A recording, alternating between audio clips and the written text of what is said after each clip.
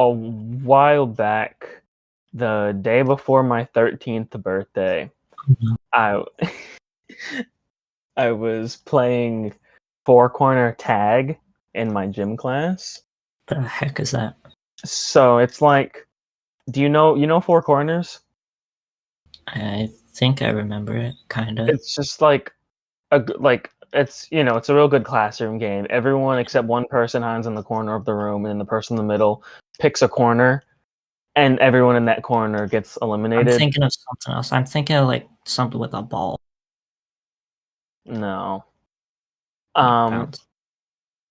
But yeah, so normally in four corners you say the the name of the corner and they get eliminated. But in four corner tag, you say the name of the corner and then they have to run across the gym to another corner. And you can tag them while they're in between corners, and then those people become taggers. So I was playing that in my gym class, and then my corner got called. So I ran as one would, and I was running to a corner because I was getting chased by a couple of the taggers, and I ran so fast that I used both my hands to stop myself and simultaneously broke both my wrists in one move. Like on the wall? Yeah. And one wrist was like slightly worse than the other, but also that's like crazy. Like I thought you just gonna say you ran so fast that your wrist just couldn't take the G-force. No. Oh man. But that would have been the next step of kind of cool, but it's just so fun. It wasn't like a broken wrist and a broken hand, or even like a broken wrist and or something, and a broken wrist and another set of broken hands or something. Like it was just specifically two broken wrists. It wasn't a wrist and an arm. It was two wrists, and like the precision, the speed. Yeah, but yeah, that was the day before my 13th birthday. So were you in the hospital? No, I was fine. I wasn't. I think I broke my wrist. Does anybody have a Band-Aid around here? Well, it was funny because it happened, and then I fell on the ground and started screaming, and I was like, I can't feel my hands. And then the gym teacher came up and just real awkward was like, which one hurts less, and I'll pull you up from that one. And I was just like screaming. I don't know if I even responded. Just picking on that one. Yeah, but then he I don't know. I guess I just got up, and then he just had me like sit down for like 20 minutes, and I was like, I still don't feel good. And he's like, okay, you can go to the nurse. And then it was. Sorry, you're gonna say something. Why isn't he just like, you hit the wall, you're screaming in pain, you can't feel your hands, just take a 5, you'll be fine. But then it was just it was the most embarrassing thing, because then I had to go to the nurse, and I was like, hey, so and she was like, you have to sign in. And I was so I flopped my wrist over and like struggled so hard to write. For me at least, the pain of the broken wrist, it's like when you sit too long and like your feet fall asleep, it's like that, but just in both my arms, and it wouldn't turn off. But I had to sign into the nurse with broken wrists with no cast or anything. And then I had to explain to the nurse what happened, and you could tell she was like, oh my god, they are so stupid. And then this kid who I like vaguely knew, but he was in there because he like bumped his head getting out from under his desk. I just watched him like slowly react and be like, oh my god, they are so stupid. I mean, I don't think it's that stupid. I don't know. Yeah. You hit the wall and like you broke your hand, your wrist. Yeah, like I can't blame them for like laughing or like finding it funny, but like, why am I dumb? Because I ran too fast playing a game with my friends. Like, heal me too. Yeah. but yeah, then she like offered to put me in a sling, but that just hurt too much, so I was just walking around with floppy Well, arms. And then I'm like I got picked up and like stayed at my grandma's house, and I just like sat there. I remember like it was just even painful like pull like my phone out of my pocket. But then my dad took me to the um, the hospital or whatever, and they scanned me. And I did those scans a couple times, and by like by the end of the broken wrists era, I was like a god at those. Like they'd be like, "Could you turn your?" And I have already taken like the next 3 pictures. you pull out of your pocket the scan, like Yeah. um, but it was kind of funny though, because the like no one thought it was as bad as it was. Like even after getting it scanned, it hadn't been observed yet. Actually, no, it hadn't been scanned yet. So I think I went to just like the normal doctor first or something. I don't know, but some lady examined them, and she was like, "Yeah, probably no gym for a week." And then like jokingly to my dad was like, "You might have to wipe their butt." Um, and then we went, and then I went to get it scanned, and then like my I remember this vividly too. My dad he gets a phone call from the doctor, and he goes, "Okay, okay, both of them." And then I guess I don't think I hadn't heard it. It was just I hadn't heard the other side of the line. It was just him, and then he said that I guess the doctor was jokingly like, "Well, so I guess you are gonna have to wipe their butt though." And yeah, but that was just a very funny experience, and just a good that's always like my fun fact. Like if I'm ever just like a fun fact session, just yeah, I ran into a wall so fast that I just broke both my wrists. And then it's also just that extra layer of it being the day before my 13th birthday, and also like just no Yeah. one expecting it was as bad as it was. And I guess it makes sense, because like even like I don't even think like, and not even like a flex, but like I don't even think like I cried. And I guess that's probably the Mhm. first thing you'd look for of like, oh, are they really hurt? Um, but I don't know. My wrists were flopping around like crazy. So Couldn't control those suckers. They're just flying yeah, around. helicopter Whoa. mode. Floppy. Yep. Yeah. But That'd be great for a game of two truths and a lie. oh yeah, damn! I shouldn't have told you. I don't have any fun facts. I haven't Mm. broken a bone. This do you want to share what spawned me to finally tell you this after several almost several years of friendship? Oh, like how if a person is just like has something crazy happen to them like in their life where they've been struck like light by lightning and they're like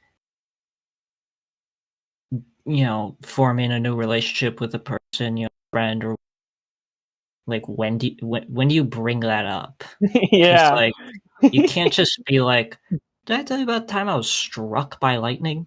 Yeah. But you can So also hi, my name's Shay. I was struck by lightning when so Shay had been making those points, and then I was like, oh, uh, I I may have a thing. Yeah, I guess if worst comes to worst, you just wait for them to bring up that exact argument, hope that happens, and then go yeah. about that. That was the Pope once. It was very I'm fun. I met the Pope. Which one? No idea.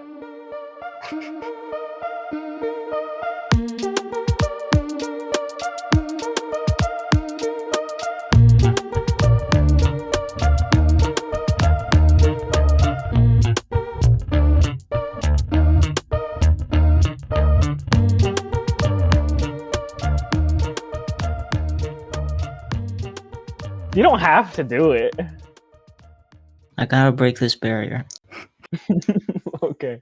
I gotta push past it. I like being genuine. No. I need a veil of hue to protect myself. Okay. Ew.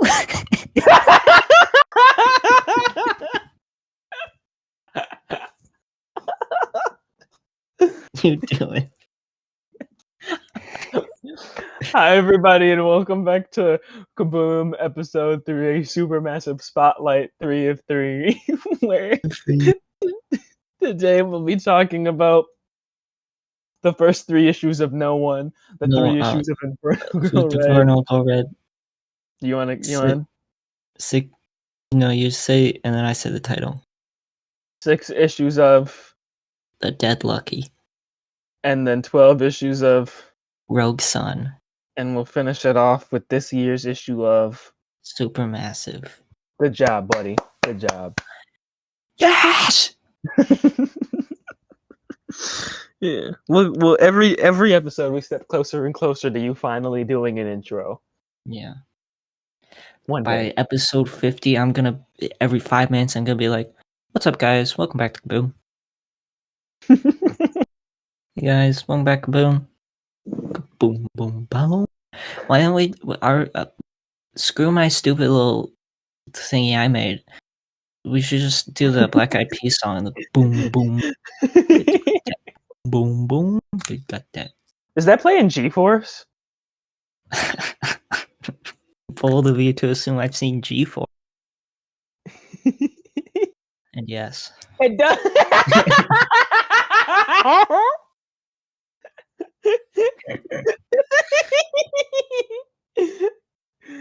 G-Force super fan over here. Oh my god, I had a dream there was a G-Force 2. I feel like I had a G-Force related dream at some point recently too. Wait, did we have the same dream? I feel like you were there. Like I don't know. Like you were the gopher. The force. Yeah.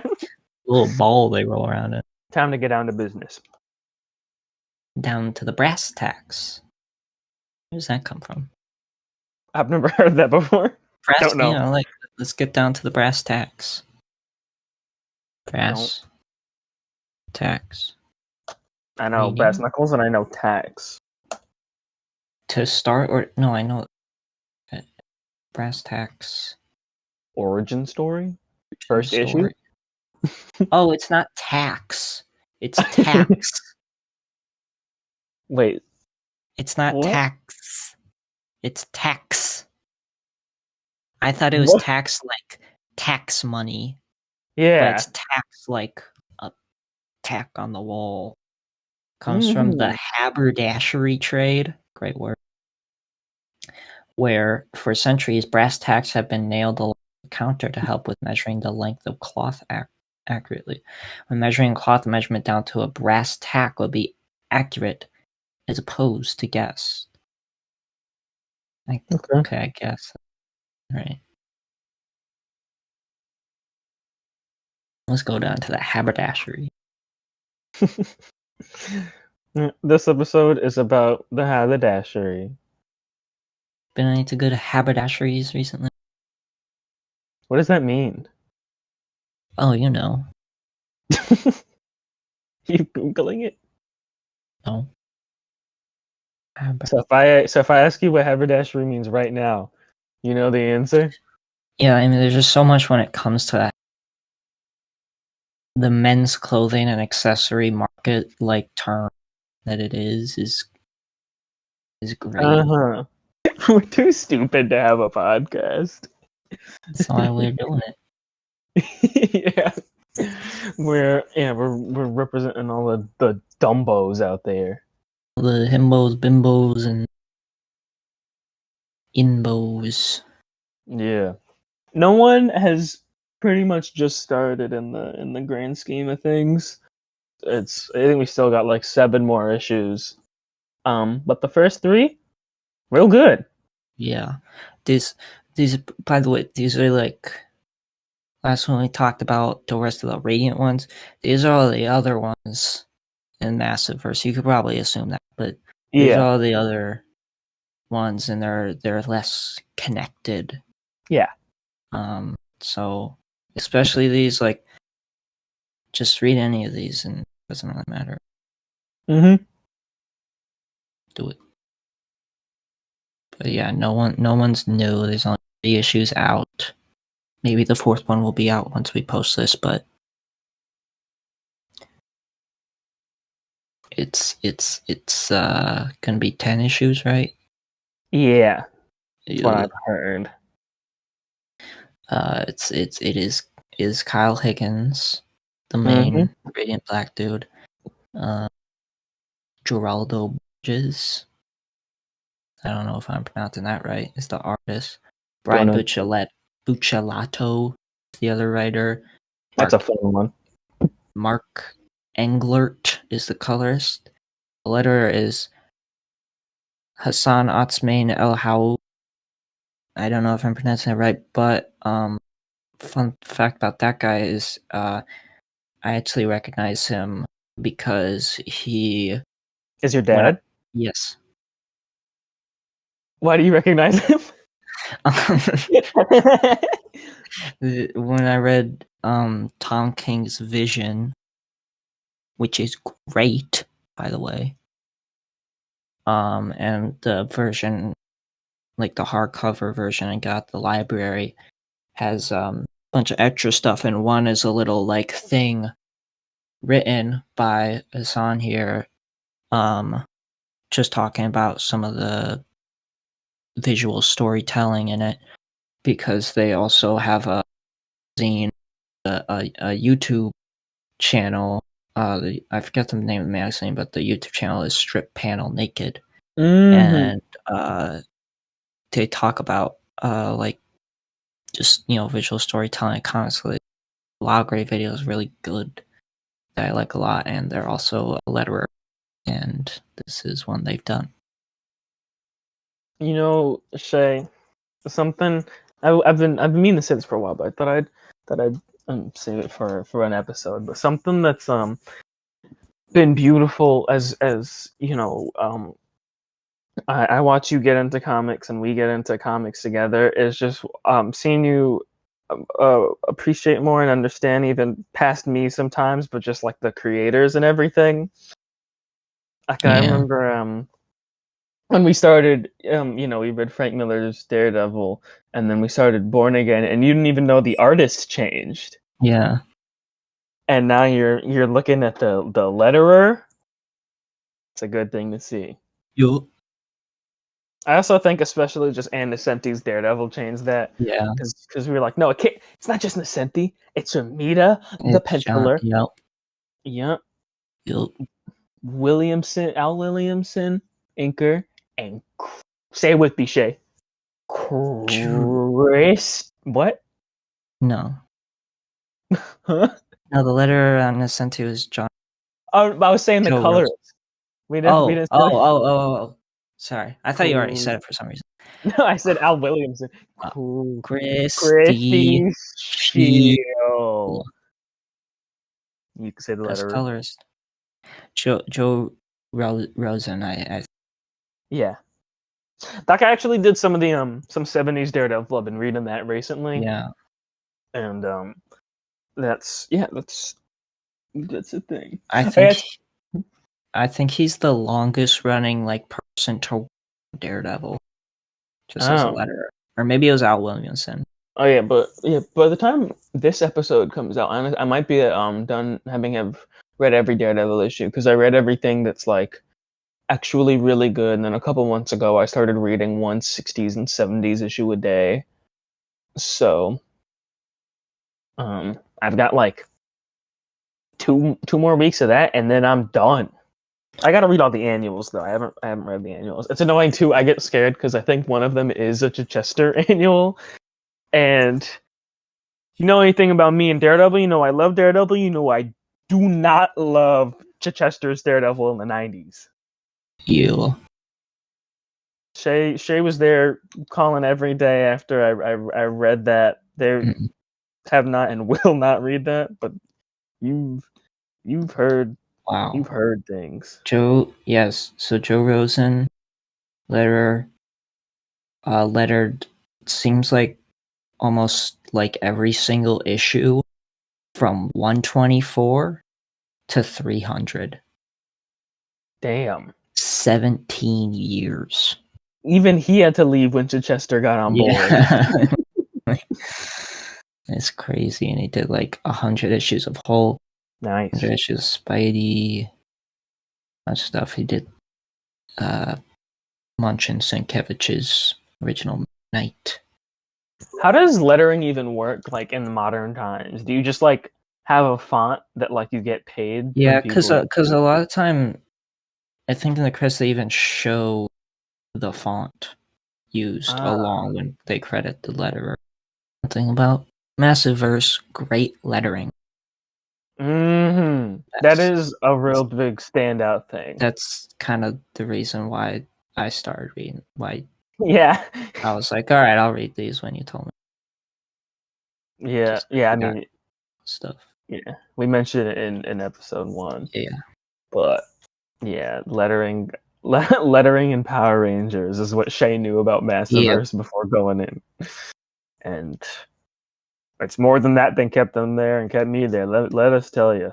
There is kind of like, not like a full on mystery thing, but there's, since it's on not even halfway through, Yeah. a lot of the elements to be able to talk about the story are like unclear.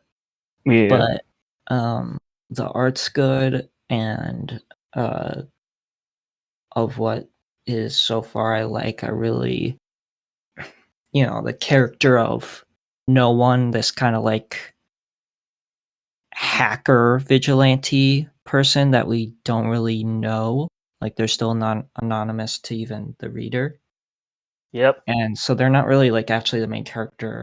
There's a lot of characters in this book. Probably like Yeah. They the give most, character pages at the end sometimes. yeah. You? And so it's a little tricky to keep track of. I did have to like reread them, but it's fine. Yeah, this is Kinda when like, I'm real excited for the paperbacks. yeah, To get back through. yeah. The most like main character is this detective dude that I of course don't remember the name of. Ben. Yeah, Ben. Which Ben Urich. Yeah. Dude's a They detective only with made it glasses. so bad. But he's a character of just kind of his role in these murders that are happening and stuff. It's also cool. I don't really want to say too much about the story, just because, you know, even by Yeah. the time this comes out, if issue 4 is out already, this could already be outdated. Since I don't want to say too much, but something I do like that's not that is like the multimedia approach that we were praising last episode with the Massiverse. It was always more so just like a Radiant Black thing. But here they're going off. They have like full on Wikipedia pages at the Oh end of yeah. issues, just explaining like lore. It is helpful, like when you like for me at least losing track of the characters. I'm like, wait, so who? Huh? And then they have a Wikipedia page at the Yeah, end. like they know that having a lot of characters like this is a little confusing, but Yeah. and then there's the podcast of course too. Oh yeah. Oh yeah. God, I forgot about that. I haven't actually listened to that yet. Me neither. I have to. I don't know Yeah. how I'll do it though. I don't know. Maybe just I think once the I'm assuming there'll be 2 once the paperbacks are out. I'll just probably read like an issue a day and then listen to that Yeah. podcast episode throughout my day. Yeah. But There's yeah, just an in-universe podcast yeah, which is from crazy. the like reporter characters, and they even got like Yuri Lowenthal, the voice of PS4 Spider-Man. They got Patton Oswalt, aka Rat from Ratatouille. But yeah, it's cool. Just in the most literal way possible. It's beautiful to just see the Massiverse transcend the comic genre or comic Yeah. medium, I should say.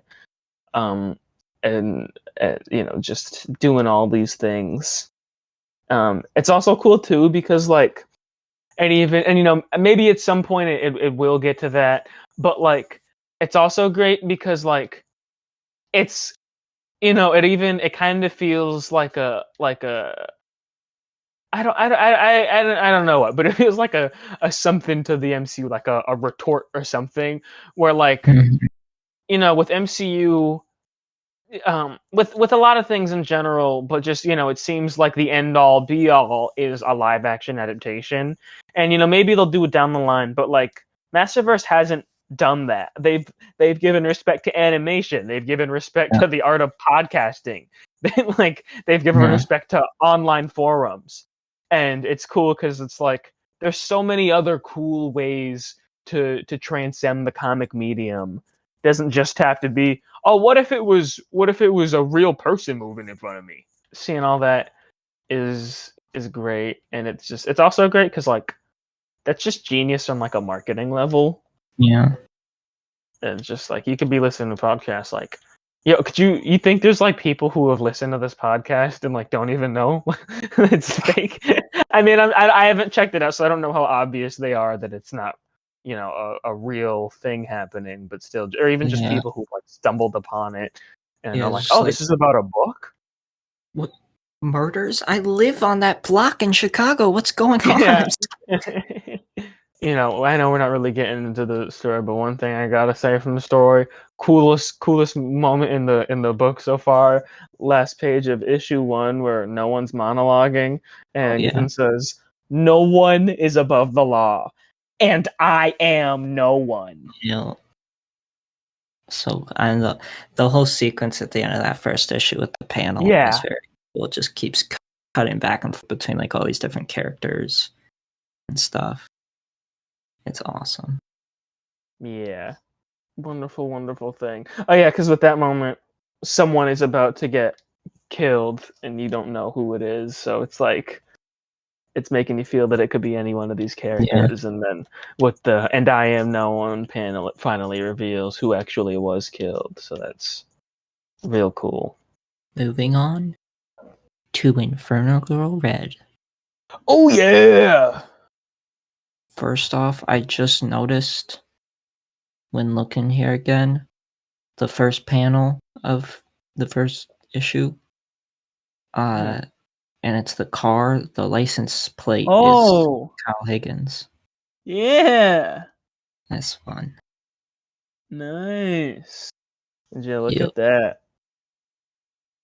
But Something also very interesting about this, and for obvious reasons, it's not pointing out here, but if you've read or heard us talk about 2022's issue of Supermassive, it's that Cassie Acosta, Inferno Girl Red, is not from the typical massive verse. She's in her own universe. yeah, Like this is just something completely separate. So it's cool, and like even once knowing that, you kind of notice it's like, oh, their windmills look weird and yeah, stuff. it's a little more like futuristic. Yeah.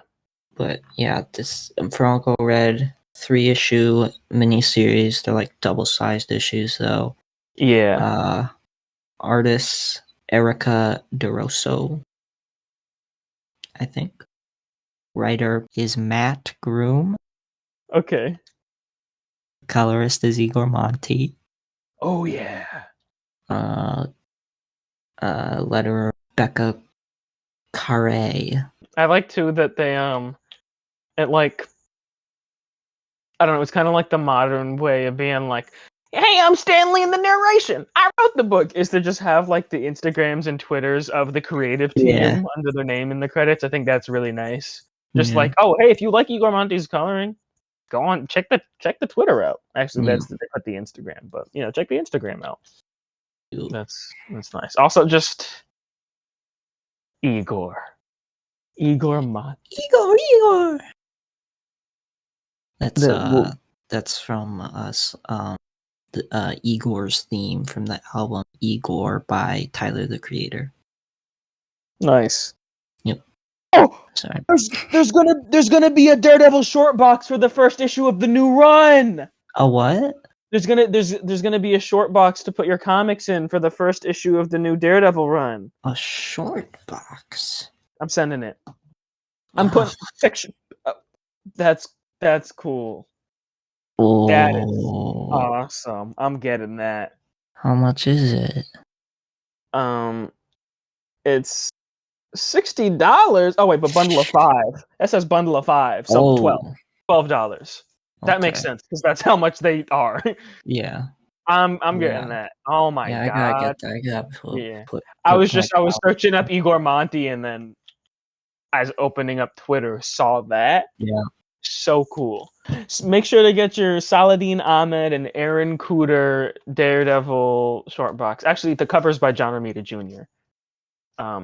But it's for the Saladin Ahmed and Aaron Cooter run.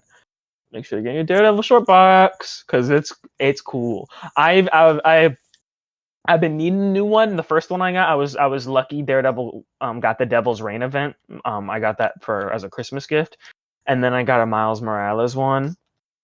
Mhm. And I've been wanting a new one, but I don't care. The new ones are like X-Men. Nothing against X-Men. That's just not what I read. And it's like I want something that speaks. Um, and nothing has till now. That box looks pretty tall to me. Well, it's um horizontal wise, like not it's not the height short box because it's Great. Now I look like an idiot. I'm gonna be the anyways. laughing stock of the Daredevil short box community.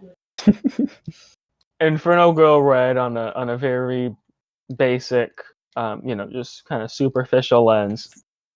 Stars Cassie Acosta, who her and her mom are moving to a new place, and it eventually is attacked by aliens or some sort of monsters or demons, some sort of creatures, and in that attack, the little city that they live in, it's not little, it's very ahead of its time. As Shay, as you said, eco-futuristic. Ecofuturism. Thank you. Um, and the town just kind of gets pulled from the earth and put into space. And um, Cassie Acosta gets during this whole shebang the chance to become Inferno Girl Red, a title of hero passed between different generations, not in a familial sense, but just different ages of girls, being the Inferno Girl, Inferno Inferno Girl girls. Red. Yeah, the Inferno Girlies. Love them. Yeah, and then her mother has some sort of connection to the the previous Inferno Girl Red. It ends up being that she's kind of just like her girl in the chair, helping her out. Yep. One cool thing, I mentioned this in the first episode when we saw Cassia in the Supermassive, is she has vitiligo, Yeah, which is some cool, you don't normally see uh, people with vitiligo represented much, which yeah. is a shame. It, it's a thing people have. It's also great too because it's like consistent. Like all the Yeah, areas are very consistent, no matter the angle or um, how close Cassia is to yeah, to and the camera.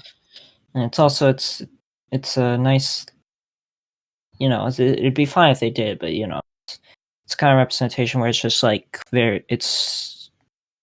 they don't really make note of it. It's just kind Yeah, of I don't think it's ever mentioned. yeah, it's just, which is like, it's fine to have, in something like if there are representation of a minority group and like actually tackling that subject, but also it's sometimes nice to have something where there's the representation and it's just like normalized. Yeah, And that's the case here, which is cool. And that's the case for like most of the all the Massverse stuff with representation of people of color and queer people and stuff. yeah. Shout out to Eva and Alicia Castle. Mm-hmm. One thing that I really love about Inferno Girl Red is the sort of best friend character, Harriet. Harriet's great. Um, you know, because basically she's like the best person ever. She's just Mm-hmm. like the most wonderful, compassionate, sweet, caring character. And like, it doesn't feel like with some things, some piece of media, if you have a character that's like all perfect and great and stuff, like a lot of times that can be like uninteresting or whatever. But with her, she's not like Jesus Christ. She just is a very accurately portrayed, just like think of the nicest, best person you know. And then it's just her, you know? And it's like Mm-hmm. she's nice. It's nice when you see her. And it's great. Um and towards the end of the book it looks like maybe they start to form a bit of a romantic bond, maybe Yeah. Cassia and Harriet. They're cuddling. Yeah. Okay. Yeah, Okay. oh yeah, that's Nothing wrong great. with a platonic cuddle, but Oh I yeah. don't know. That's a great scene when Cassia gets back from like fighting demons or whatever. And it's like, hey, just watching a bad rom com. Do you want to sit and watch? Are you okay? And it's like you don't have to talk. You know, it's like Yeah, that's great. she gets it. Yeah. And even the first thing Cassia does as Inferno Girl Red is save Harriet. Yeah. And then like when she reveals to her that she's Infernal Girl Red, she's like, "Oh yeah, I know. I saw you suit up, and Yeah, you gotta scream Inferno Ignite." I heard. yeah. Also, that suit up. I know we talked about it for episode one. The suit up is so cool. Yeah, Like the middle and it end of the singer Inferno it's Ignite. it's the most Power Rangers thing. Like the specifically putting the two fingers or like the wrist Hmm. watch thing. Inferno Ignite. Yeah. And So then after that first transition, she does it, and then it says, "The burning light of hope in the dark, yeah, Inferno Girl Red." So cool. crazy. And then I love the lettering it does when she's in costume. Oh It's yeah, awesome. yeah. The art. Every single Massiverse book has all just such incredible art that's also like all fairly different but just fit their tones and their settings so well Yeah, and what they're trying to do, and this is and just yeah, another case of that. and it even like it just it everything feels so worthy of everyone else. Like it's all just all the quality is so great and on par with each other. Where it's like, oh yeah, I'm happy that every single one of these people are here. They deserve Yeah, to work on a book this great. yeah, And and I just Igor Monti is great. I'm just yeah. like it's great because he's on some of the massive verse, or not massive verse. Sorry, he's on some of the Radiant Black issues, but those don't always consistently have crazy colorful stuff to look at. Sometimes the most colorful you get is just it's just the Radiant Black suit itself. But then in Inferno Girl Red, every single issue has just got the Oh yeah, craziest it's like, oh yeah, this has to be a crazy color. We need Igor Monti, just the and he's setting, going off. Yeah, like the city with yeah. its word of the day, eco-futuristic Hmm. city, Even and like, yeah, it's got like this force field around it. yeah. Even just like the first fight Inferno Girl Red even gets into is the coolest thing ever. And even just like outside of how awesome she and her powers look and how awesome the monster looks, even just like the setting, there's like a green light creeping through the window. It's just only Yeah. Igor. And then again, we've mentioned the last two episodes, but there's just so much of that classic Igor Monti just coloring the panel borders. Mhm. Wonderful. Yeah. Um, Also, one art thing that I love that I think only happens twice. I think in Hmm. one scene in like the first or second issue. I can't find where it was on the third issue. Um, after Harriet and Cassia have a Uh, conversation, and Cassia tells her that she's in red, and so then they go to this other girl, dorm room because she's like a hacker, and they need her help with fighting the bad guys, and then after Cassia leaves, the girls is like, so like she's for sure Inferno Red, right? And then Harriet, like, you know, kind of like, oh, no, what do you mean?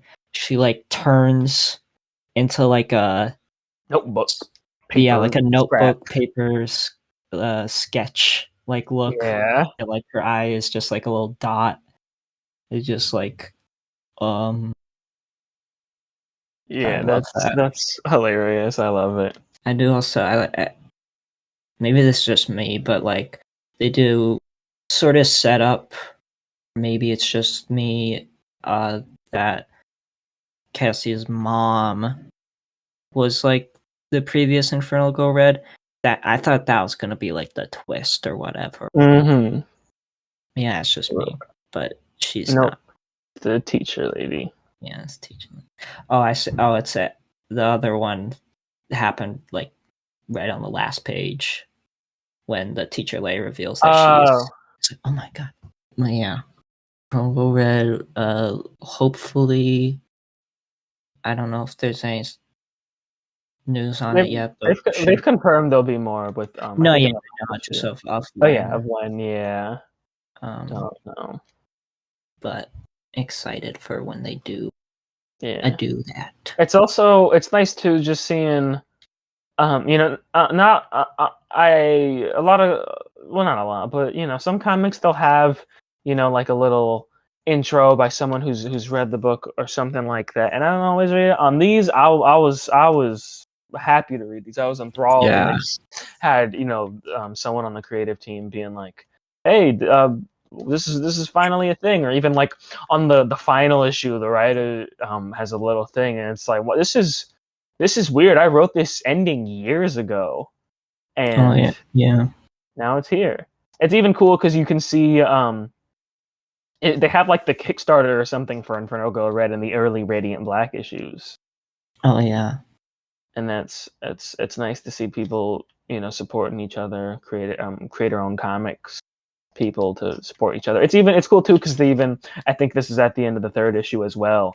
Um, they show like a comic that they made just to like show publishers to like kind of give them the premise of the book, and that's Uh, cool. And they have like but like behind the scenes like character like concept art. I love to see all that. yeah.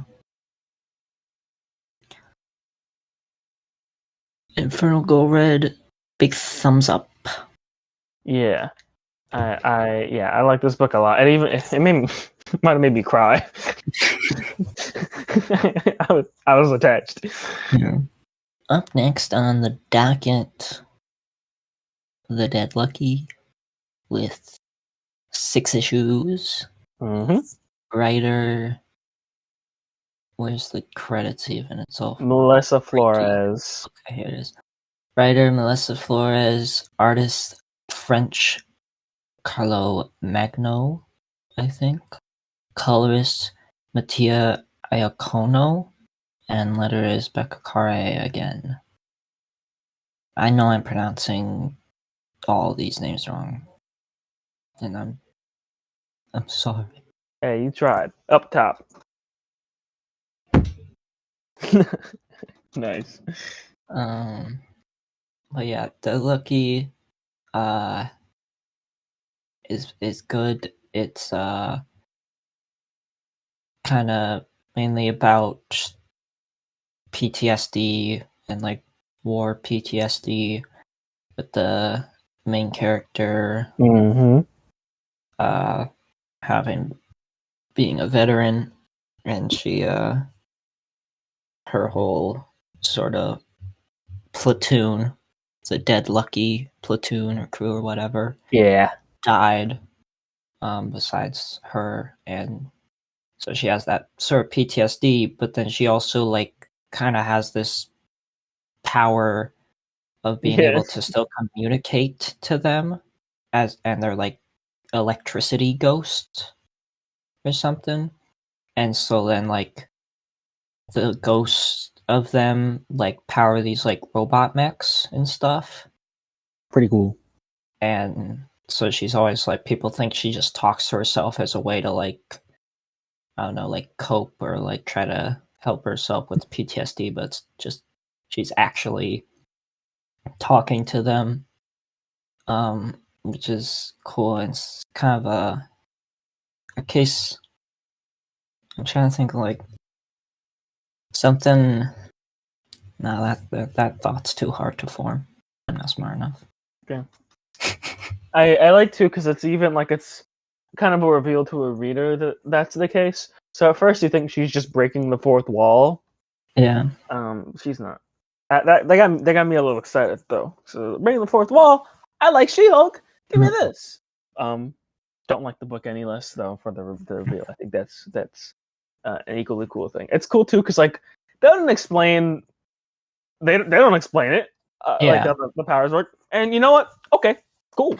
Yeah, like you don't need me to, you know. Yeah. Just I you understand. let me know they're there. And even with my other Massive-verse stuff, 24 issues in the Radiant Black still don't know what existence is. Yeah. So That's also kind of the point, is that yeah, it's not makes sense. yeah. So it's like, oh, I don't. She has these powers and doesn't. You don't know how. Cool. Okay. Nice. But yeah, Dead Lucky's really good. I love it's pretty it takes place it's in San Francisco, which has been a city that's been like heavily modernized and like futurized. Not Nope, eco-futuristic. definitely not. Mainly, and this is like a cool kind of like effect from like Radiant Black and stuff of like this new alien technology. I think is somewhat part of it that like people have been abusing and using, like Shift and his crew, and now the government here in San Francisco, um, using this new high tech alien tech, and being a pretty accurate portrayal of San Francisco as essentially become owned by a corporation. Yeah, Which Morrow. is not far off from our real world, and them basically making San Francisco a police authoritarian state. Yeah. And more all the time I like, oh, we've made the city better and cleaner and stuff, while they're like displacing poor and marginalized communities. Yeah, they even try to displace Bibiana, main character's family. Yeah, Try to get them to move. like It's Chinatown like, district. yeah. So, and it takes a heavy anti that whole Mm-hmm. thing stance.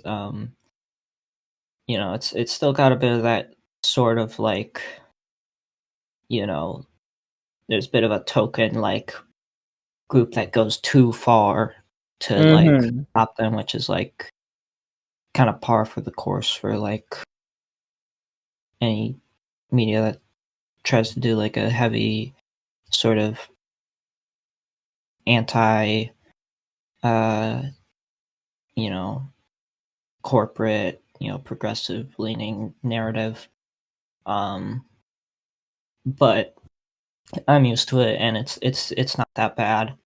And it's still very heavily like is in those stances, and is like all right with like, we still do need to take action, and like, yeah, we should resort to super violent action, but uh still like take action against your oppressors and Yeah.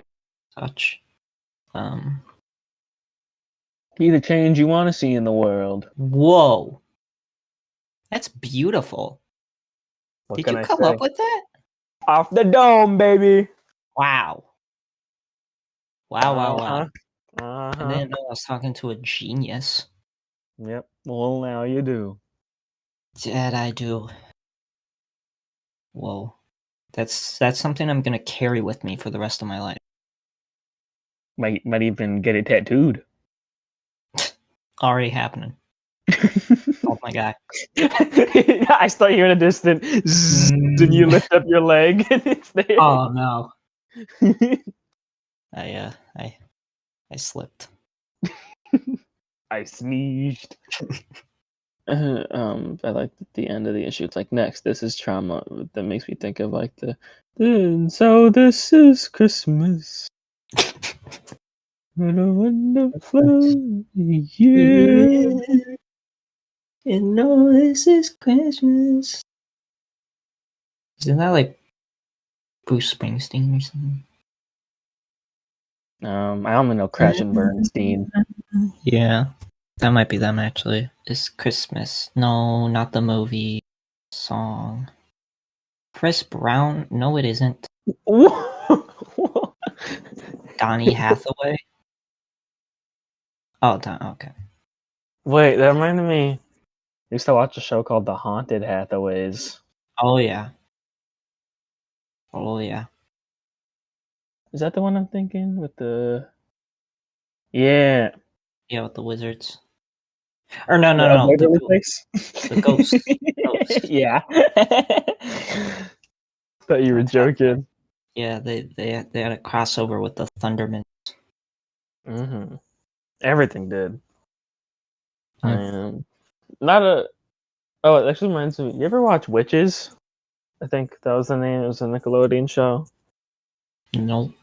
Me, my dad used to be hooked to that. We fell off, but we were invested. Witches. And I think that was it. Or Every Which Way. Every Which Way. That's what it was called. Every which way, way. Every which way. I think that was the intro. That's what it was, not Witches. Witches is a movie adaptation of a Roald Dahl book. Yeah, I was like the one with the rats. I don't really remember anything. I know there was like a bratty girl. I don't want to spoil stuff. I remember a little more than let's say. I remember there's a bratty girl, and then there was another girl named Andy. Don't remember the main girl's name. This was one I always saw commercials of. Never watched a single episode. Well, I know what we're talking about next episode. Oh gosh. I'm really in the doghouse now. Did it have a laugh track? No idea. I don't know. I thought Is that the final factor of whether or not you'll watch it? No, I remember seeing commercials of it, or maybe it was something, and it didn't have a laugh track. And this is weird. It doesn't like it felt like it, or it was some other show. Maybe it was like this feels like there should be. There isn't one. Mm-hmm. Anyways. Every episode, we just need to ramble about a sitcom. Yeah.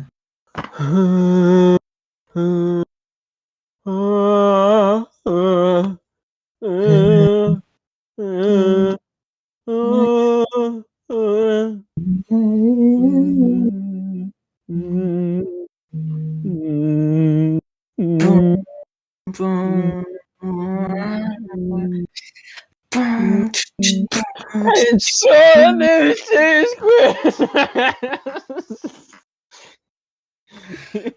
It's like you're about to die and you're gonna perform one last song. Yeah, this is the final episode of Kaboom. Oh yeah, I forgot they do like the little ingredients, like the recipe for the dish that mom makes. Listen, buddies, last episode we used so much brain power. I'm in the middle of writing another a YouTube video, just kind of analyzing a comic, and I was writing that video today. Last episode we recorded was a couple days ago. Where our brain's a little running out of, we're running low. I actually just woke up. I just fell asleep and woke up as you were talking there. Yeah, see, but yeah. So I know we're not going too crazy with our analyzations, but that we're having fun. Sue us. Sue us. I dare you. Do it. I want you to do it. Can they do that? I think you can sue anyone you want. You just might not win. Oh God, take it back. No. Oh no. I told them I want to. This is gonna come back to bite us. Maybe you. What? Why not you? I'm going off the grid. No. Yep. Rogue Sun. Okay, we got tired recording, and so then we took a couple days. Yeah, it was supposed to be just one, and then it's been a while. My voice sounds a lot deeper now. I got hit in the throat with a Nerf pellet. So God. Okay, I'm good now. Oh wait, I gotta play the video thing, that clip I was thinking about, where I just clear my throat like mid-line. I won't even send it. I'll just play it through the mic. I hope it picks up the throat clearing. But I can't talk about Miguel without first talking about the world that surrounds him. While modern Marvel comics about different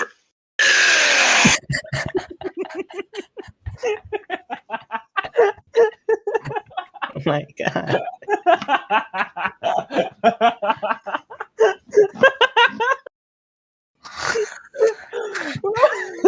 I want a new soundboard. Wait, we should. Play it again.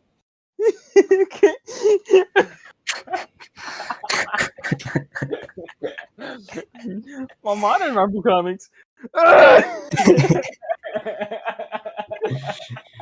Okay. But I can't talk about Miguel without first talking about the world that surrounds him. While modern Marvel comics about different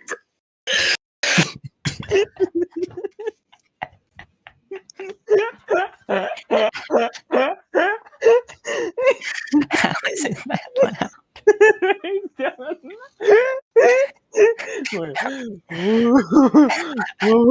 How on earth could it be that loud?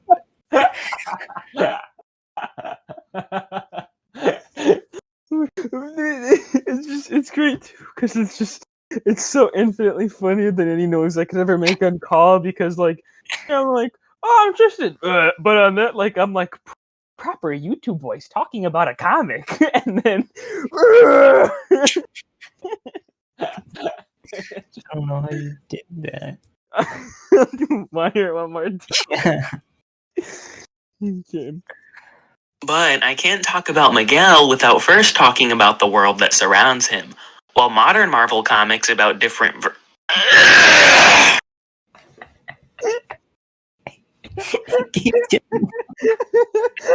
even put the volume down this time.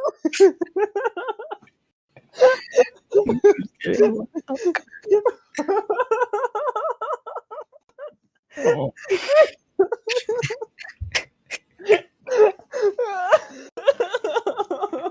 It's the short pause. Modern Marvel the intent, you can so easily visualize your brain being like, oh, I gotta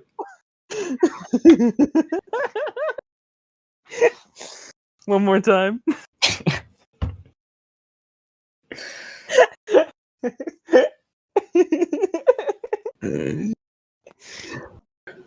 But I can't talk about Miguel without first talking about the world that surrounds him. While modern Marvel comics about different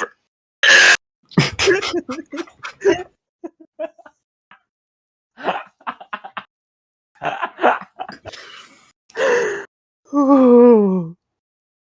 I play it again. I'm gonna try not to laugh. Okay. Try not to laugh. Try not to laugh. Challenge Tristan clearing their throat. Mhm. But I can't talk about Miguel without first talking about the world that surrounds him. While modern Marvel comics about different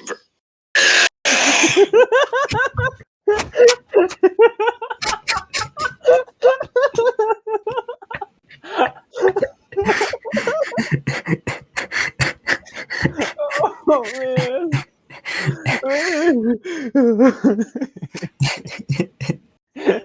Marvel comment.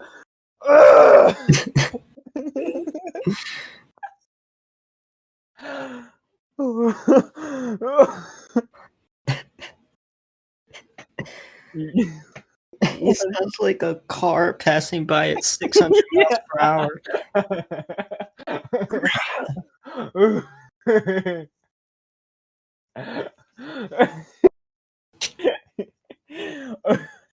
Or like it sounds like it'd be in like an animated show with like a cute little character like a baby Groot or baby Yoda type, and then like and then they release a noise like that to like scare, as just kind of like oh, it'd be funny if they were scary.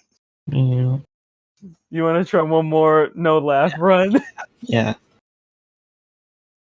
Okay, you ready? Yes. But I can't talk about Miguel without first talking about the world that surrounds him. While modern Marvel comics about different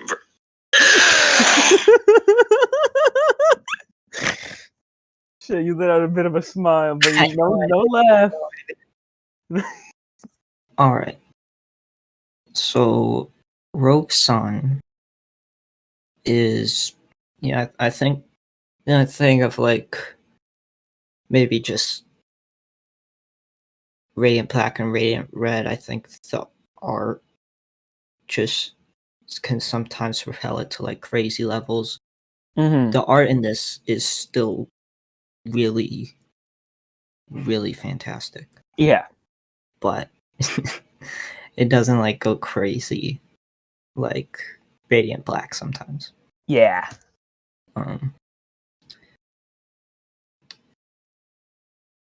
But yeah, this and in Radiant Black fashion kind of pulls a bit of a switcheroo, because you're introduced to Rogue Sun, Marcus Bell, in the first Supermassive event, Yeah. and then the first couple pages, first issue is seeing him be killed. Yeah. And then we basically see his son, Dylan, who he wasn't in his life, Yeah. kind of deadbeat dad, in Marx's will, giving the son, Rogue Sun, powers, like this little stone Yeah. thing, to Dylan to become the Rogue Sun. And Marcus also, he like after getting Dylan's mom pregnant and stuff, like went to have his own family too. And that's when he was actually present for. Yeah, so like he was a horrible person.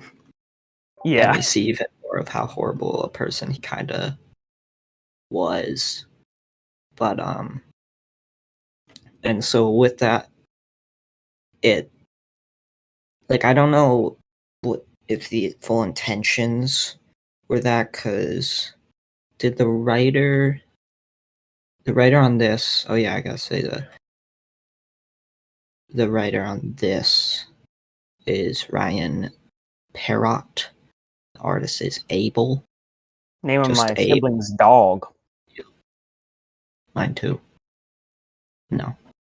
And the colorist is Chris O'Halloran, and the letter is Becca Cara again. Once again, yep. But I don't remember if Ryan Parrott was one of the writers on Supermassive. Was he? I don't know. Either way, I don't know if it was intended to just introduce Marcus in the Supermassive thing and then flip it.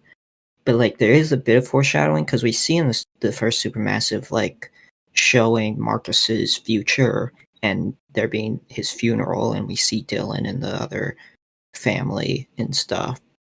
So I feel like it had to be, maybe. Yeah, he was there. Okay, then yeah, then. So that's just awesome.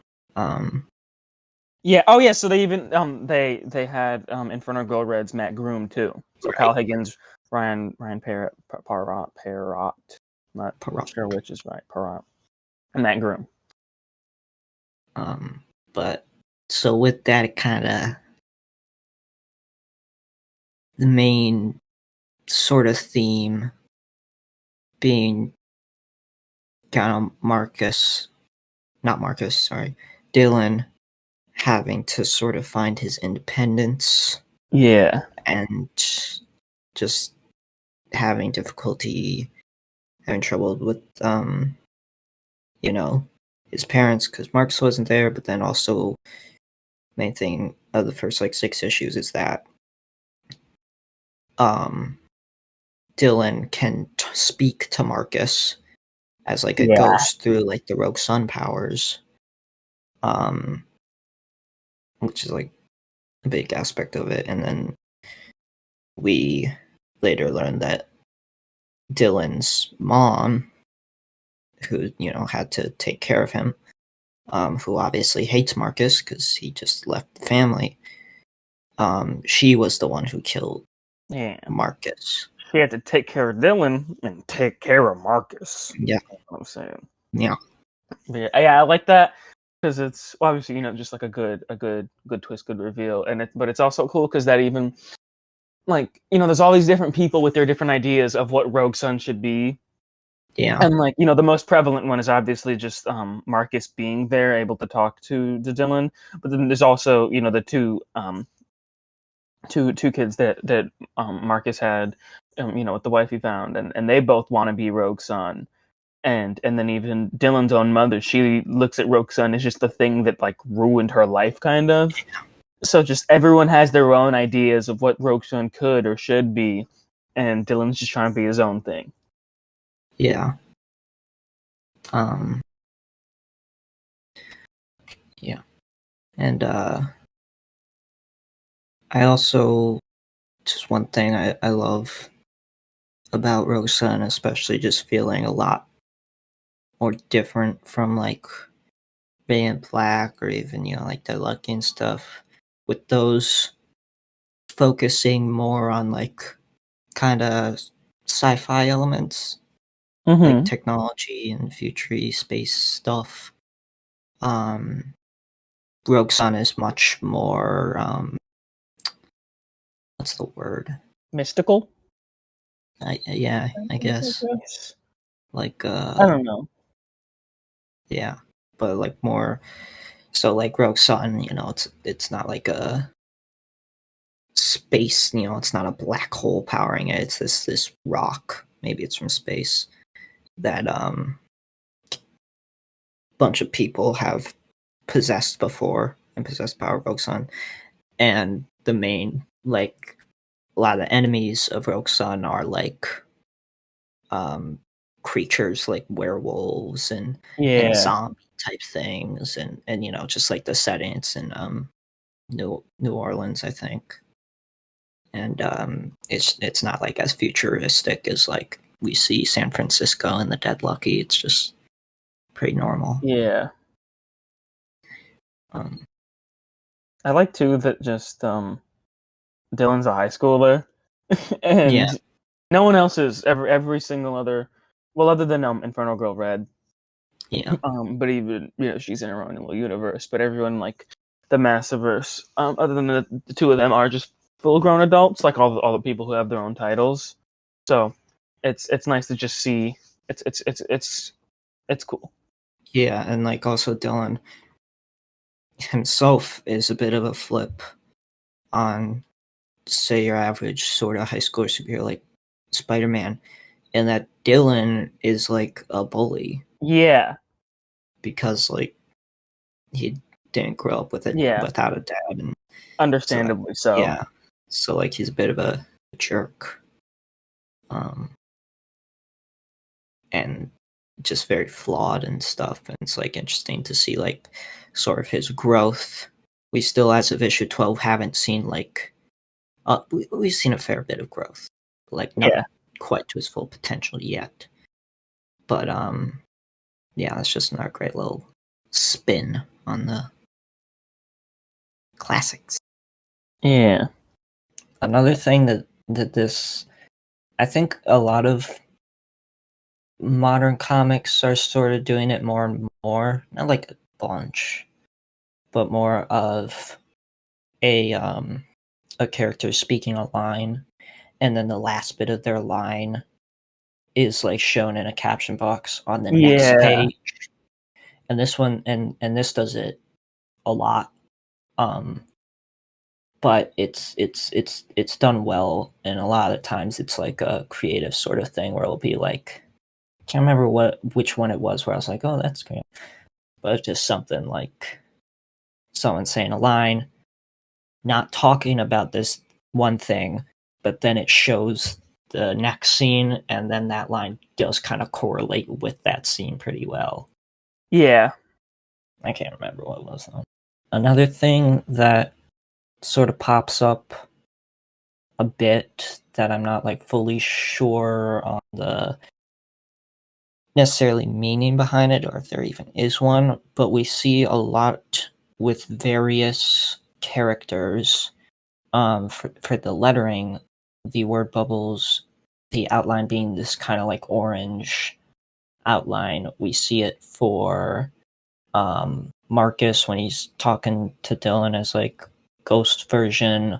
We see it with another character that kind of goes ghost mode with Dylan. We see it with like a villain later, I believe, with what's his name? Hunter. Yeah. And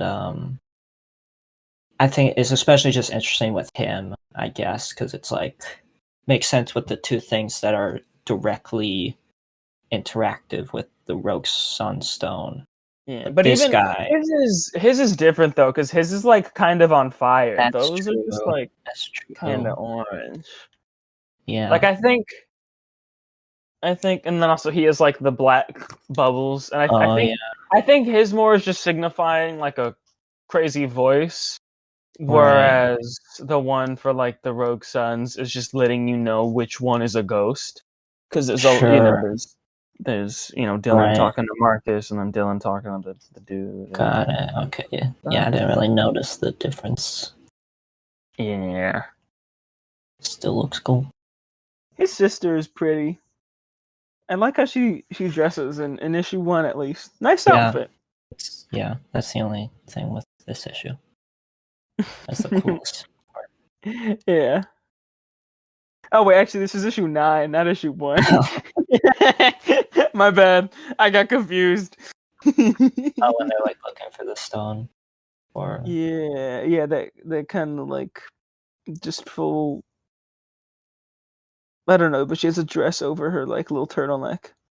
Cute. oh yeah. A dumb thing I love too, and this is in issue 11. We're just jumping around. We'll work our way backwards, but with the school dance scene, Dylan's kind of, but not really girlfriend. She's at the dance, and there's just a scene where like it cuts back to them after just some Rogue Sun stuff, and then she's dancing and goes, "That last one was the gritty." It's just that's just my dumb brain being it doesn't. silly. It doesn't even look like. Oh wait, actually, it's not her saying it. It's the guy she's at the dance with. Yeah, doesn't even look like he was doing the gritty. Yeah, it looks like he was doing like the sprinkler. Yeah. But yeah, that's just I love it because he's like, and this one is called the Pashan, which I think is his name. And it's just it's silly, and I love it. I love there's like a dumb joke in like the Exterminators miniseries from a couple months ago, but just like there's like a crazy like bar fight going on, and then it cuts to like outside, and this girl is walking into like listening to it, but singing to herself like the Twerkulator song. And it's like and then she sees like the fight and like turns around, but just I don't know, just jokes of that variety. They speak to my dumb little brain. There's a I like oh wait. I'd like on the panel immediately after Pashan does his thing is Reggie. Go Reggie. Is that how you say it, or is it Reggie? Reggie. I'm Reggie. I don't know. Yeah. Reggie, no matter what, he's my man. Anyways, continuing after that. Yeah. There's kind of like a setup for like the bad guys. This kind of like weird magical cult monster, magical monster cult. Oh yeah. That's the full name. And MMM or MM's magical MMC. what? MMC. Magical Oh, Monster Cult. I thought you was going.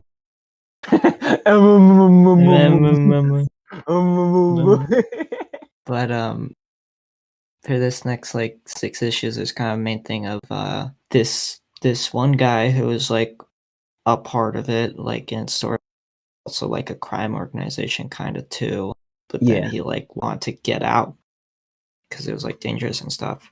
But you can And never then get out. yeah, it does. And then after he's like brought back in to do some sort of crime thing. Oh wait, I found the one I was thinking of with the like line to the next page. Oh. It wasn't actually necessarily a line to the next page, but just line of Dylan and then like kind showing like a different somewhere else on the same page. But it's when Dylan goes to stop some bad guys and he hits one like grunt dude through this, they're like on top of the roof, and he knocks him down through like a hole in the roof down to the ground. And then it's like, nice work, idiot, drop the muscle through the roof and let the supervillain get away.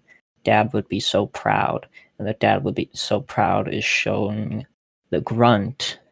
And this grunt, this character we saw before, who the bad guy here, Suave, was like, hey, I know you stopped working for us, but I'm threatening you to work for us again.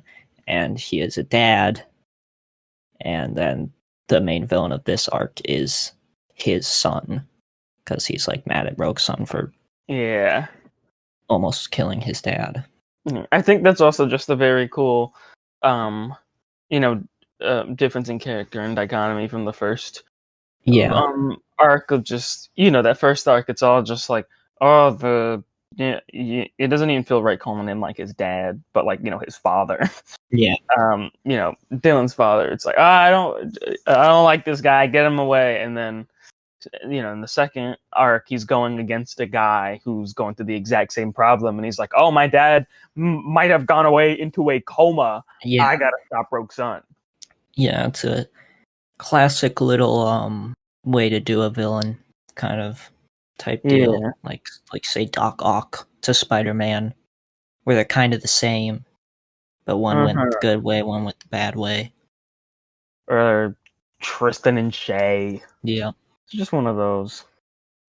Is who I'm the bad way. I don't know. I mean, you're a big fan of Wicked Witch of the West.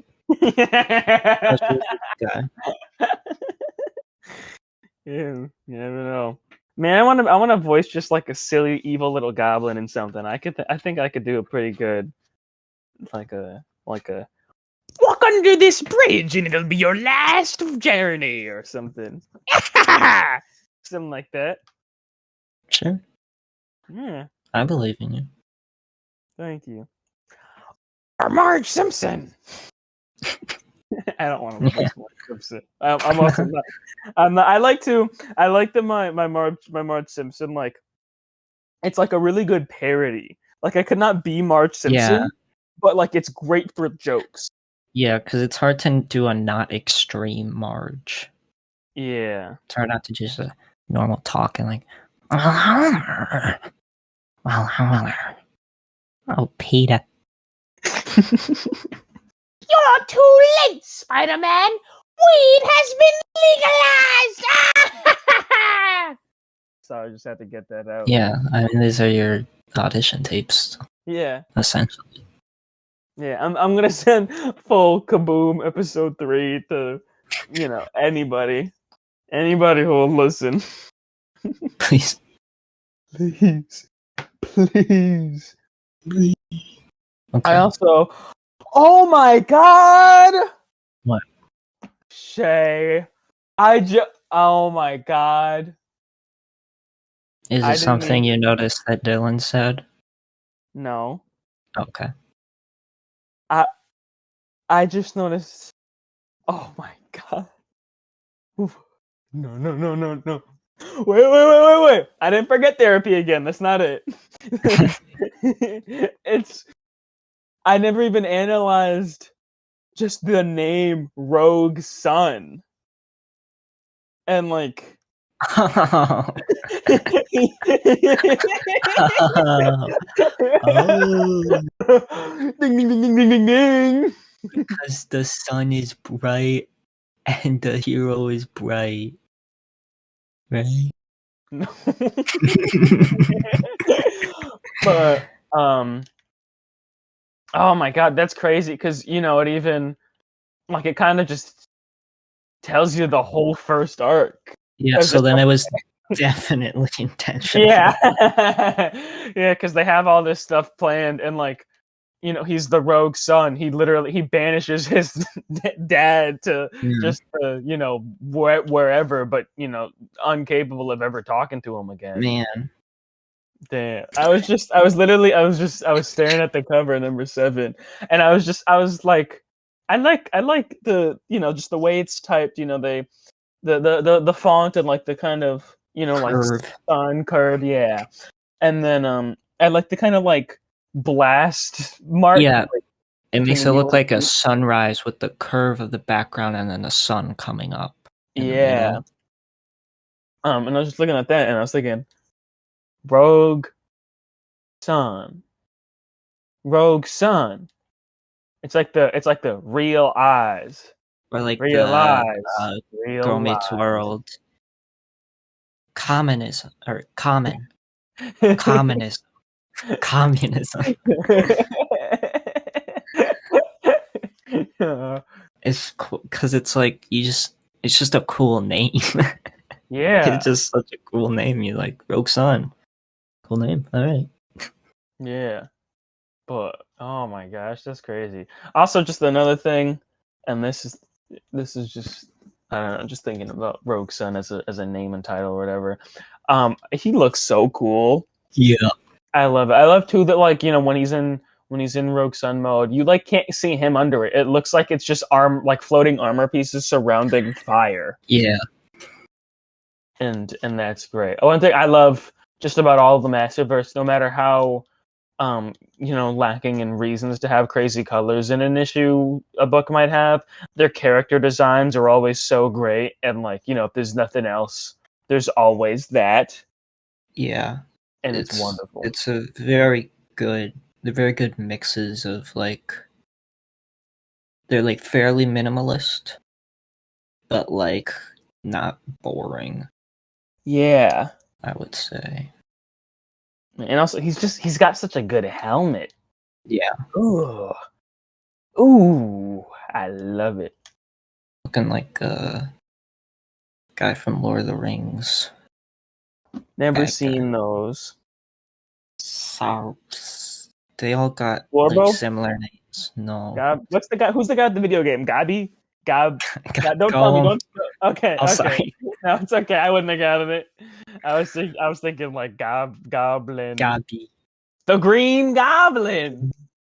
They no, that's stupid. Lord of the Rings, they got like Sauron and then Saruman. These are like Digimon names. And then like I don't even know. But one of those guys. The Let's big try- eye before it turned into the big eye. Okay. So So then I'll watch those and I'll look out for the big eye that's not the big eye yet. yeah, I think Okay. I haven't watched them in a long time. I only watched it once.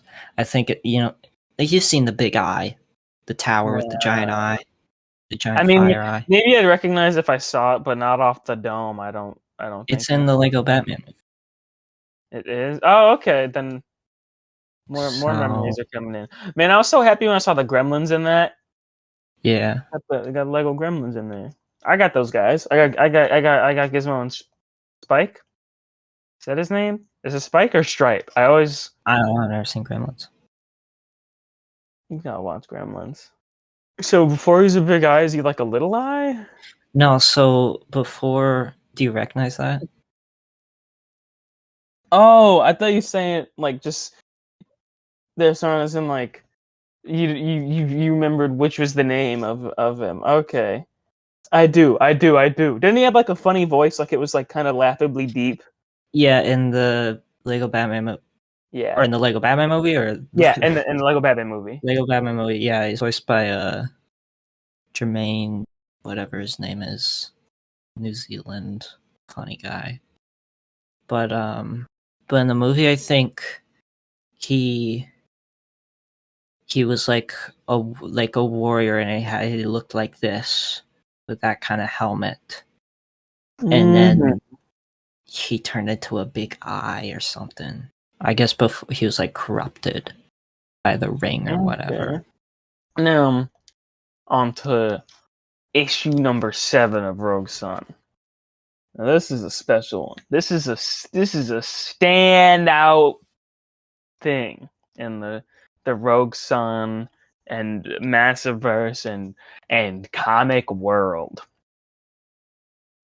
But so this is an issue that Shay had gotten to read before me, and they had they had the paperbacks first, and also I was just kind of making it slower because they've got the more time to read. But then they had read number 7, and they asked me if I had heard about it, and I said no. I was like specifically Rogue Sun issue number 7. She was like, yeah, and I didn't. I had not heard about it. So then she told me that this is when I need to get physically. So judging by, our parameters of what was, you got to get this physically worth. The only real other thing we had talked about was just Radiant Black number 24. Because that one's just got beautiful, crazy art, and then also just the cool "you must decide" moment at the end. So I was expecting, just cool art because I was like, well, like I could expect a cool moment, but this is number 7, first issue, of a new arc, I assume, because the first arc was 6 issues. The second arc, has 6 issues, second arc is in a paperback that has 6 issues. So, I'm assuming that first issue is just that first one in the arc. And so I just went in expecting pretty art. And oh brother, how wrong I was. You were wrong. I was. No. Yeah. So issue 7, it starts off normal, except, and I didn't even fully notice this until like the 3rd page, that the pages were numbered in the corner. And it's big flashy numbering. Yeah. Not crazy, but it's in a little diamond. Yeah, and I think I hadn't read. I went a couple days without reading Rogue Sun, then read this, and I was like, wait, did it have these before? And it didn't. So I was like, all right, I guess I just started doing it. Then you get to page 4. We just see Dylan playing a game with his now kind of brother. And then he goes to fight this big sea creature dude. And in the middle of it, time kind of stops. And this guy, here's the other one of like an orange ring kind of being there. That's interesting. This guy, what was his name again? I don't know. Oh, with him, it's also interesting. He's kind of got like a leaf pattern around his bubbles. Yeah. Hunter has some fire, but this guy it's just kind of like the same leaf over and over. Yeah. Just this freaky looking dude kind of interrupts, and the first kind of hint of like, well, something's off is that his hand is over the page number little symbol, which the past 3 pages that wasn't the case. And later when you see it, if a character would be where the page number is, the page number does go over it, but for him it doesn't. So it's like, okay, what's going on here? Then he basically resumes time and then is talking to him like ghost mode, like Marcus, and giving him a choice to, find the big monster, to save the hostages or save the collapsing building. And then you see, to rescue the hostages, turn to page 9. To save the building, turn to page 18. So it's a freaking choose your own adventure comic book. Mm-hmm. Crazy. And so then basically you keep going through the different scenarios. Ornate, that's the guy's name. Keep going through these different scenarios. Some paths will kind of lead you to a dead end and send you back somewhere. And then eventually, whatever path you go, if you try all of them, you end up at page 10, which then gives you more choices, but all those just keep failing and send you back to page 10. And so you're kind of like forced to, at least I was just like, okay, well, I guess I'll try the other routes from the beginning, but no matter what, they always end up back at page 10. And this ornate guy is like talking to him, saying how like he's kind of screwed up his like sort of stuff with like his dad and being Rogue Son and stuff. And again, just like another character telling Dylan how to be him, how to be Rogue Son. Mm-hmm. And he's like, I got you in a little time loop and you can't do anything about it. So, and so then you're like, okay, what do I, what am I supposed to do at this point? I'm confused. And so then it hopefully shouldn't take you too much time to be like, okay, what if I just turn to the next page instead of going to one of the pages it tells me to? So then you do, and you notice, oh, the next page is like the last line of the page 4 is Ornate going, then by all means make your choice. And then the next page, you just turn to it. It's just that line again. Then by all means make your choice. And then someone just going no, and Ornate's like, huh? And Dylan was just like, no, I'm not playing this game anymore. And so then he like essentially beats him at his own game and like sends Ornate into his own little time loop thing and defeats him. And it's just so cool because doing the choose your own adventure thing could very easily come off as a gimmick. But unsurprisingly, like Massiverse keeps pulling off anytime you think they're going to do one thing, they do a different thing. Anytime you think they're going to do something and you think, how are they going to make this actually like good and interesting? They make it good and interesting. And they do it again here because it breaks. It's not like, oh, which path are you going to go? Here. You'll probably look at them all again because, why not? And they'll all just kind of eventually end up in this one place. But this one breaks the conventions of it by Yeah. you, like, choosing an adventure book is kind of like you're choosing, but it's like you're just turning to a different page. It's the most like active choice for you to just, instead of go to one of the pages or Nate says to go to, you just turn the next page and break his rules. And it obviously is able to make you feel much more connected and just like you are Dylan, Yeah, and like, as cool as it is to even just do like the choose your own adventure, like that has been done before. I think Marvel has like a Deadpool comic where they do that.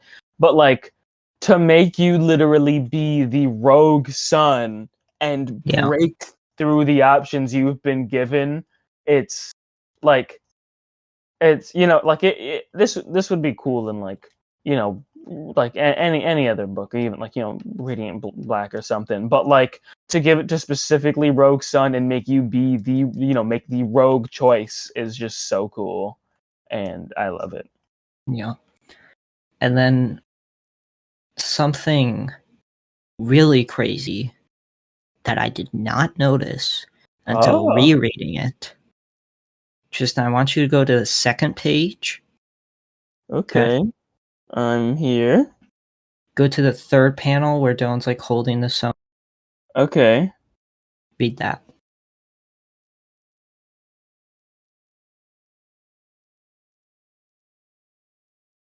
Oh. Yeah. So it's he's talking about cheating in a game with his brother, and he says, whenever I read his clues, I just pretended to lose my place and glanced at the solution on page 12. And page 12 is the page you turn to break the cycle. Oh my god, that's crazy. Yeah.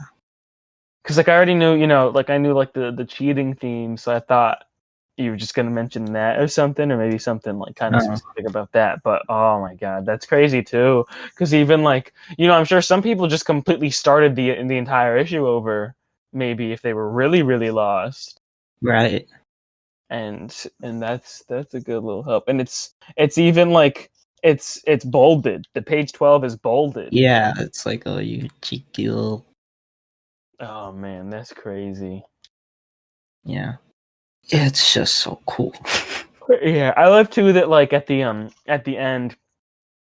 when Dylan's got everything handled, there's like one or two lines about like him trying to prevent like possible occurrences because that I was just gonna say that. yeah, because you're supposed to have gone through those because like the book expects you to try every single ending because why else would you choose to just go rogue and do your own thing if you haven't even tried every answer that they've given you. So it's cool that like it isn't even like I'm sure someone might think like, oh, this wasted my time, I could have just gone to that, but it makes it worth it because then you get like an extra like 2 jokes. Yeah. And right at the end, it shows like this little kind of thing that's holding, I guess, the spirit of Ornate, and you see a little bit of the smoke coming out of it, and it's to be continued, so maybe we'll see Ornate again. Nope. We haven't yet, but we'll see. You ever read any choose your own adventure books?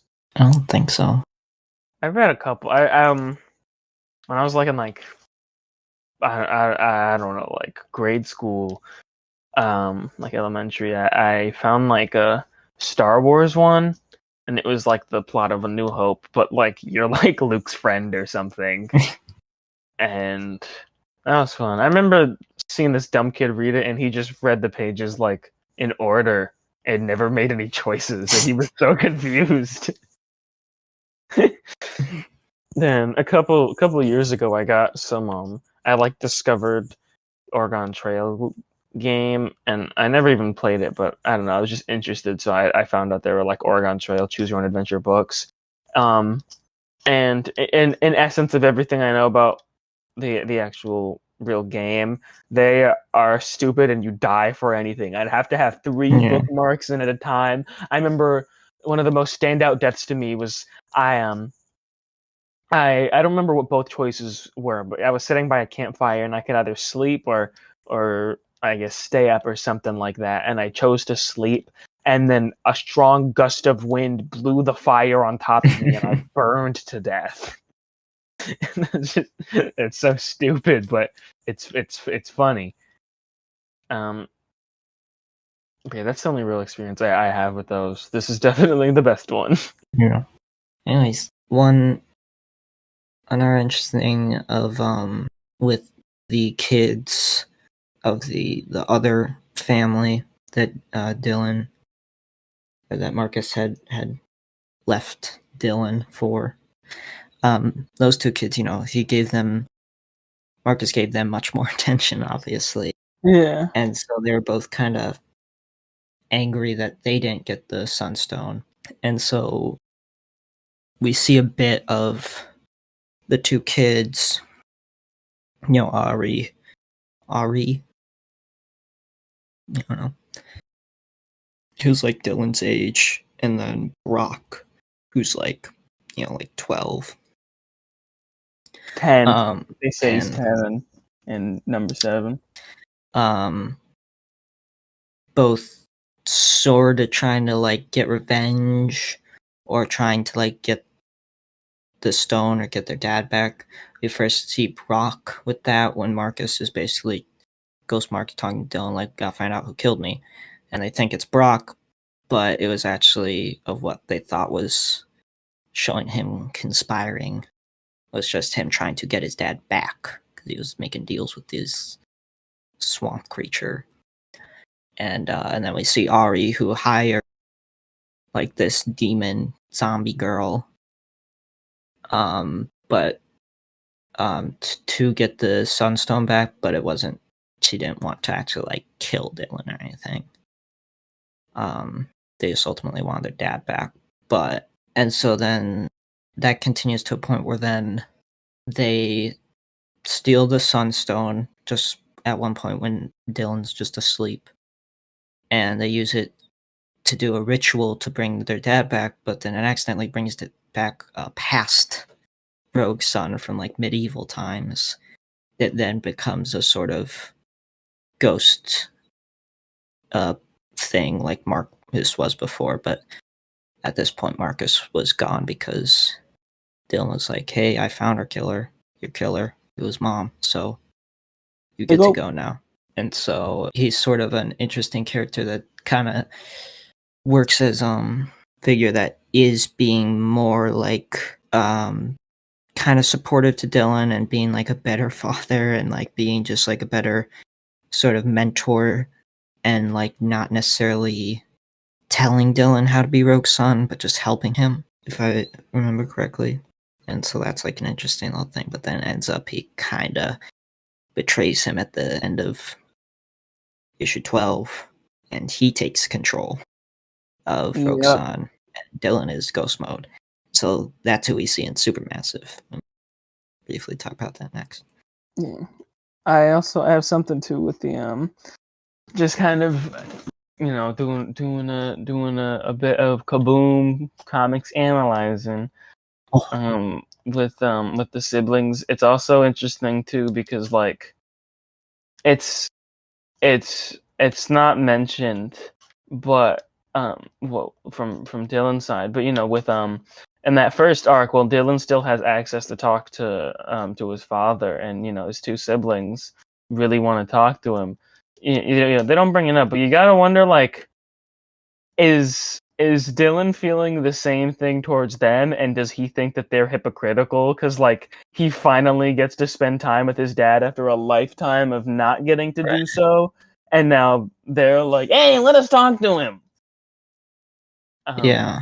But yeah, I think it is very interesting that like I don't know. I think there's something there.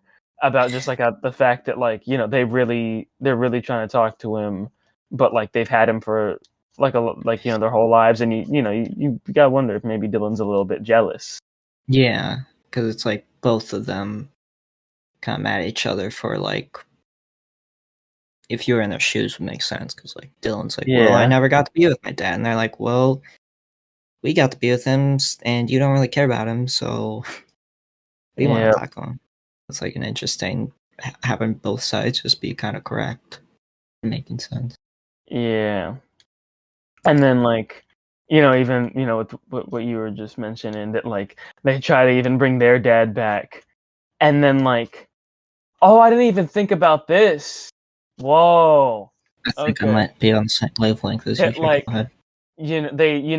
their goal is to bring back like their dad, the good man that raised them, and then they like bring back a good father figure for Dylan, and like they kind of bring back at least what they perceive their dad as, a good man who was also Rogue's son, and like they kind of let Dylan see like what they perceive their dad as.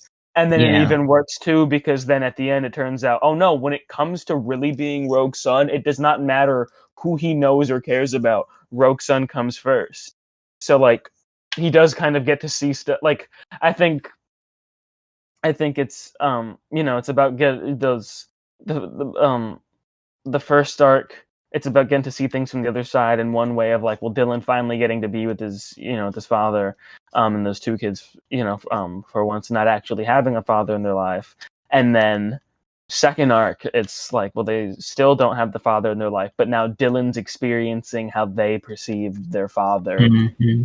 But like no matter what, it still was the same man, because he's still got that that rogue son, like kind of corruption to him. Yeah.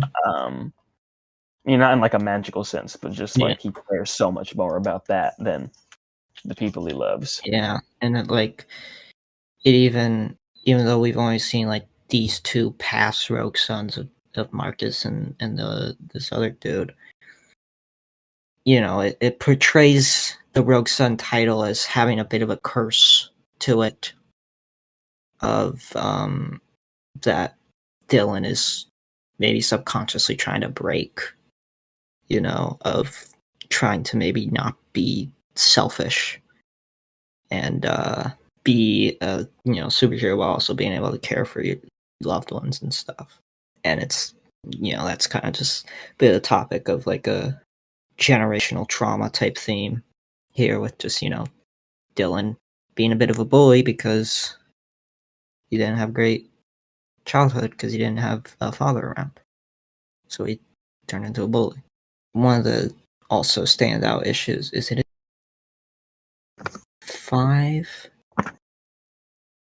I believe, where it's basically at the end of issue that's when it's revealed that Marcus's killer was Dylan's mom. Mm-hmm.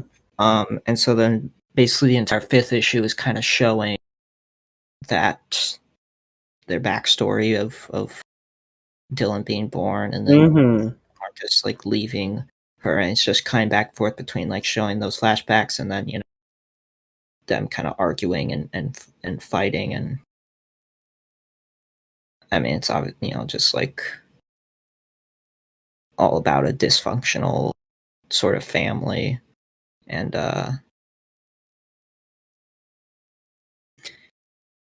just it cutting back and forth. And it even like, you start to be a little like, oh, I'm not sure, like, I mean, like by the end, like Marcus is obviously the worst person here, but like Mm-hmm. Dylan's mom like killing him, I don't know, me. But so like when it's coming back and forth between these flashbacks, it's kind of like showing like, okay, who is fully in the wrong here. Yeah. Mostly it just shows how bad Marcus was, but like it's not a full, and it's enough to make Dylan feel very conflicted and having no choice but to kind of defeat his mom and put her in the little bad guy prison. little bad guy spirit prison. Another standout moment with just like kind of the art, being the end of issue 10 and then to issue 11, where Dylan and the other medieval rogue son dude, forgot his name, they go to this sort of different dimension, this like bird realm, Yeah. and you all the pages are sideways 2-page spreads, which is Mhm. really cool. And I think that's a great way of just showing off like a different, yeah, like just crazy little realm. yeah, and it's just it's a fun, it's essentially there just to act as like a way to get a sort of stuff in. But like it's just a very creative idea for a realm because it's basically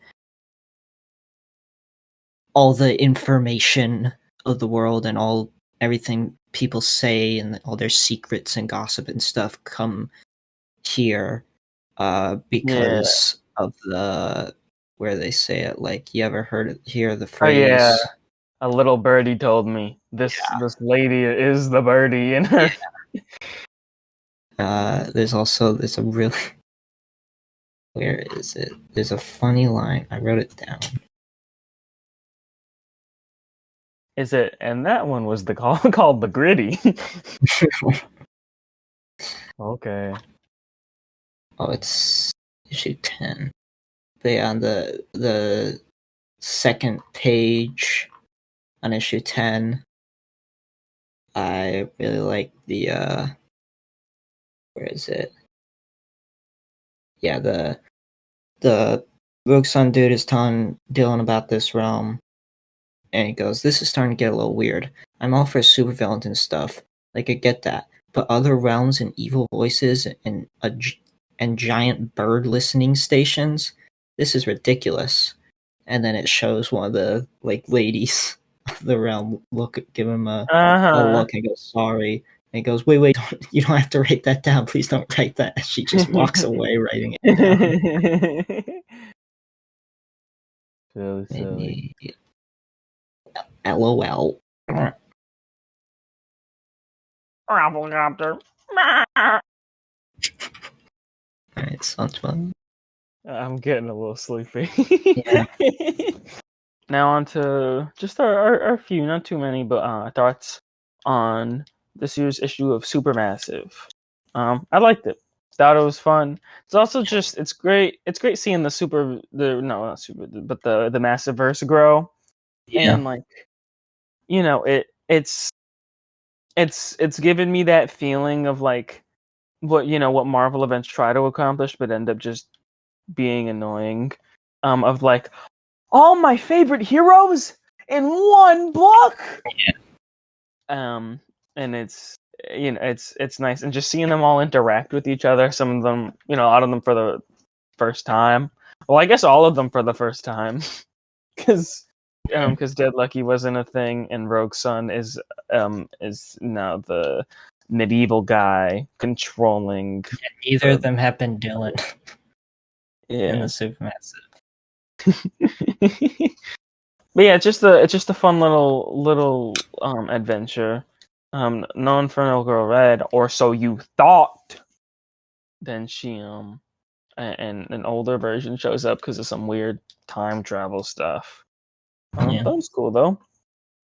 But yeah, it's also cool too.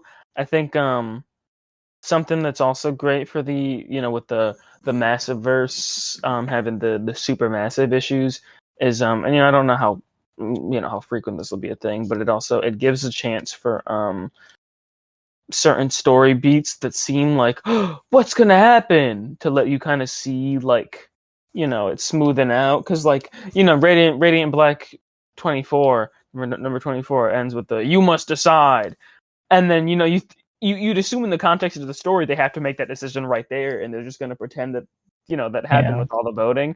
But no, like they're still trying to both be Radiant Black, and you get to see them exploring that while knowing that they have to eventually decide, but kind of trying to fight against that idea in this issue, which I think is really great. And then I don't know how much Rogue Sun stuff that we're going to get, with Dylan not being able to control his own body, but I think it's cool that they should even showed some of that, and even I'm sure Dylan will get to interact with at least some of them one day. But what'll be much rarer is this plot beat to last that long. So Yeah. I don't want to say beat because that makes it sound quick, but this storyline. So it's cool that like the first Supermassive had Marcus, and then this one still didn't have Dylan. I think that's a fun little ongoing thing. But maybe 2024, buddy.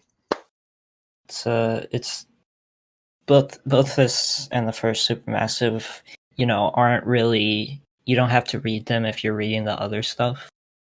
There are more ways to just kind of like introduce some readers to the other characters, or I mean, first Supermassive obviously introduced the characters of Rogue Sun and Inferno Girl Red and Dead Lucky at the end. This one doesn't introduce any new characters, but to people who haven't read those, it introduces them to those characters. And it's also done in a way where it's like if you were just reading, say, Radiant Black and read this, you're like, oh, what's going on with this Rogue Sun? That's not Marcus. What's going on with Dead Lucky? And then it's like an actually intriguing way to show it without being like confusing, where you have to read the other stuff. Like it still does a good job being very standalone, because it's also like its own just little event thing. Yeah, it's also alongside like the event and like the all my favorite heroes one spot thing. It's just got that like classic superhero team up feel of like, hey, you might not know this character, and you maybe you don't want to read all their issues unless we introduce them while talking to the character that you do know and love. And it's just it's a great thing. And even for as short as it is, but even managing to get Inferno Girl Red in there and just being like, hey, the general concept and the coloring and the powers she uses are cool. You might you might want to check out the more modern Inferno Girl Red. And I think it's cool, and it's just very cool watching the Massiverse grow. Yeah, but it's still like small enough where it's like, they can have like basically every character here, and like so we're like, whoa, like it actually gives you that magic of like this character interacting with this character. It's like fun. Yeah, because it's not Marvel where it could be a wild card, because there's always so many ongoing and stuff where it's like I love Daredevil, but he's street level. Rarely does he actually get involved with an event. And it's like, you got to read. I mean, I know most other heroes do, but it's just, it can be real specific on like who actually gets to meet up in events sometimes. And since just events happen so often, usually they last 6 months just so they can get that paperback length. And then the next one is happening, sometimes immediately.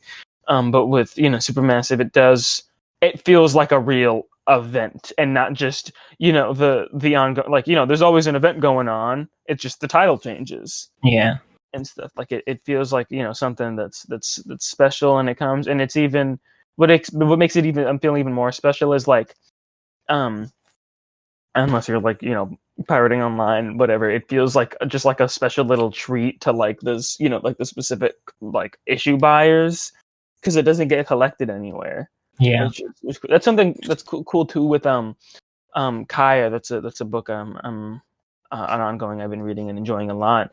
But between arcs there was just a specific just for like sale on itself issue that's never going to be collected in paperbacks, because it's just kind of like a lore story for Kaya.